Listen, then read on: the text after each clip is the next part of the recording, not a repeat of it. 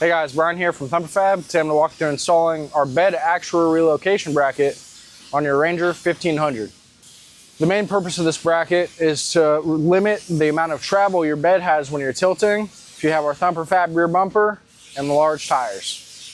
For the first step, we're going to remove the plastic push pins that fasten this rear panel to the frame. With this removed, you can move on to gain access to the factory location for your bed actuator lower mount.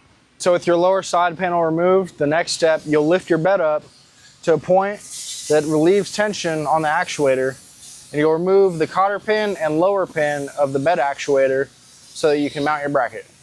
The lower pin is located down here in the frame. Once you remove the cotter pin, then you'll be able to move the actuator.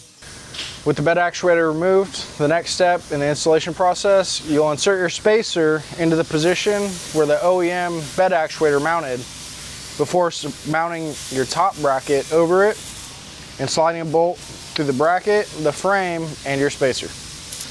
Once you've installed the bolt in the OEM actuator location, you'll use the bracket as a template to show you where to drill a hole for our M8 hardware that helps fasten the bracket to the frame before remounting your actuator. Once you have your hole drilled, you'll install your M8 hardware to fasten the bracket to the frame. With your M8 bolt tight, you can go ahead and move back to the first bolt we installed, tighten that up before mounting your bed actuator. Next step, we'll go ahead and reinstall our actuator, fastening it to the bed first before mounting it to our new bracket using our supplied 1/2-inch bolt.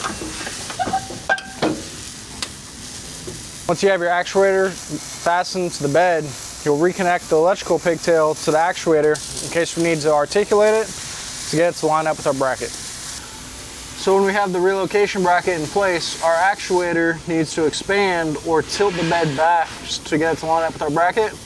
We'll simply turn the key on, act like we're dumping the bed until we get the length desired for the actuator so that we can put our bolt in place.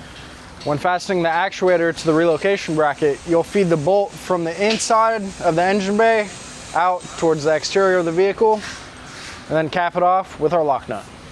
With the bolt installed through the bracket in your new bed actuator position, you can go ahead and tighten it up, put the wheels back on, and you're ready to hit the trails.